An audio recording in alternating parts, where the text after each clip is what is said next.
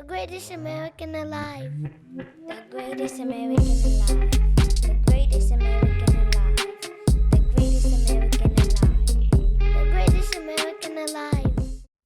Watching television and movies will make you believe that once you join the military, you're going to enter the military, and then once you leave boot camp, you're going to walk down a road, and as you're walking down that road, a bullet is going to jump up and bite you right in the booty. Boop! Bite you right in the ass. You will think that your military experience is going to be indicative of that, of a Forrest Gump or a Full Metal Jacket. When some little man runs up to you and starts screaming, "Where are you from? Texas, steers and queers," type shit. You think that that's going to be your everyday life, but that's not how your everyday life is, right? What's more normal for your everyday life is for someone to say, "It's time to go field day." And I'm thinking to myself, as a child, field day, we go outside, play hula hoop, kickball or something like that. It's about to be some fun. So when this first class takes us to some office, he's like, "We're about to go and have a field day." I'm like, man, if we have field day, I'm about to be the king of goddamn kickball at this command. You hear me? But we find brooms and mops and foxtails, and field day happened to be a cleaning exercise. A cleaning exercise that happened every day depending on your command for 2 to 4 hours. I'm like, what the fuck? I'm like, I didn't sign up to be no goddamn janitor. This isn't my idea of the military. This is not me accelerating my life.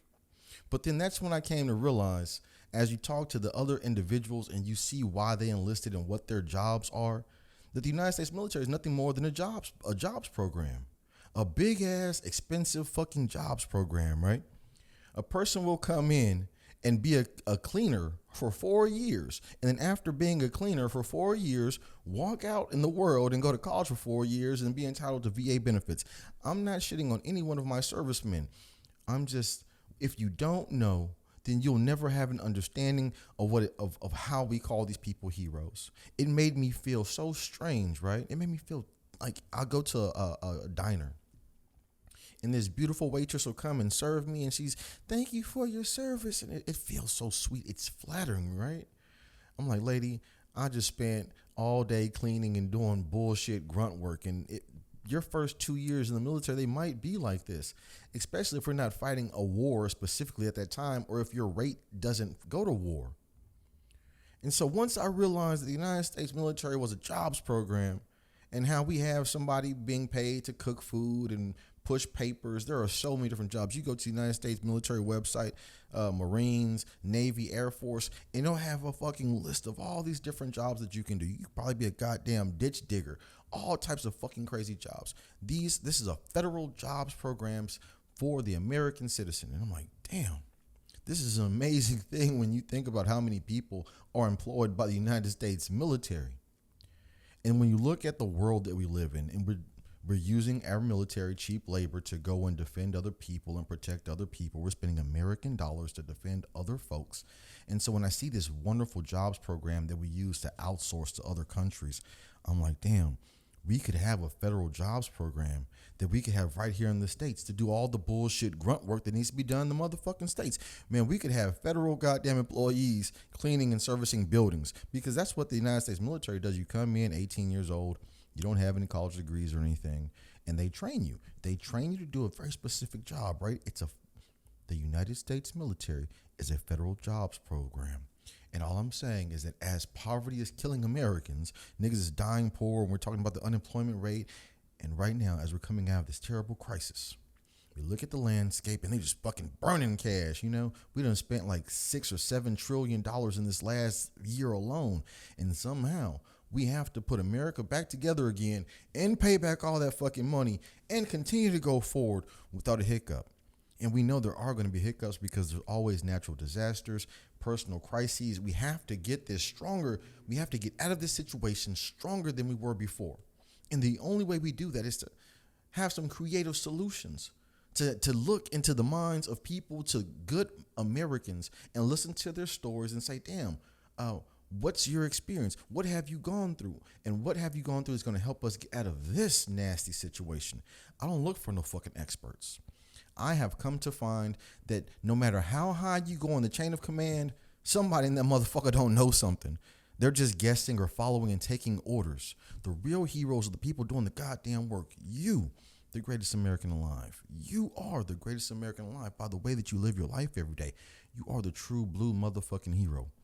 Without you, wouldn't none of this shit work? Wouldn't none of this shit go? And so I get excited when I think about the greatest American alive and creating a national federal jobs program and putting these wonderful Americans back to work. They say field day. And when they say field day, goddamn 10 million Americans goddamn grab a broom and a motherfucking foxtail. I'm not saying to pay people to do nothing. I'm saying when America has so much work to be done, we can pay people to do something. We can dig ourselves out of this motherfucking ditch. And it can be a collaborative effort between government, business, and the American people. But it has to be a collaborative conversation, and you, the greatest American alive, have to be participating in this conversation. You should say, man, my cousin Project Daddy, that motherfucker told me that the military ain't nothing but a jobs program. And if I want to sign up for the fucking military right now, I can go and be a goddamn cook right now. I can go be a chef right now. I can go be a corpsman or some type of in the medical field right now. Right now. You'll train me and pay me when I come out. I go to school. We can do this. And so when I look at what you can do for these people that we call heroes, these wonderful service members that go and do their time, well, hell, you can take that exact same template and you can bring folks in and say, hey, man, you do your time and you're going to have a better life for serving your great country. There are many ways that we can be of service. And no, I'm not going to do the John F. Kennedy thing and say, ask not what your country can do for you, but what you can do for your country. Man, in times of need, it has to be a collaborative effort. And if their country is doing well and we're fucking prospering, then God damn it, when great American citizens are fucked up, it's our responsibility to be creative, give them a goddamn handout, pick their fucking hand up, like, nigga, whatever the fuck we need to do, whatever strength we need, it's possible. We can accomplish it as long as we work together, united, a collective effort, right? To care. That's it. To fucking care. And when I see so many American citizens talking down on poor folk, broke folk, economically challenged people, it makes me angry. It makes me just want to kick them in their motherfucking ass, because everyone who's in this working class, this working impoverished people who make less than $120,000 a year, we all aspire. We all, one day, we're going to get that. We're going to get to that 1%. One day we'll get to that 10%. And while we're doing that, we're sitting there poking at all the folks around us and saying, this nigga did this, or he bought this stupid ass car, or he bought rims, or he bought some damn jewelry. Listen, when you live in poverty, when you ain't got shit, when you don't have any type of emotional or economic stability, it's fucking traumatic. Poverty in America is a goddamn trauma, all right? The majority of Americans, if they went to go see a goddamn therapist, the therapist is going to tell them, nigga, you got severe anxiety and goddamn clinical depression. Life is kicking your fucking ass. All right?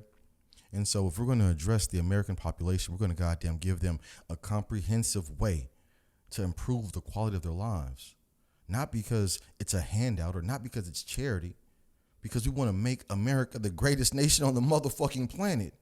And that only comes from investing in the people. And so every time when I go out and I see these great Americans, I'm like, God damn, you are the greatest American alive.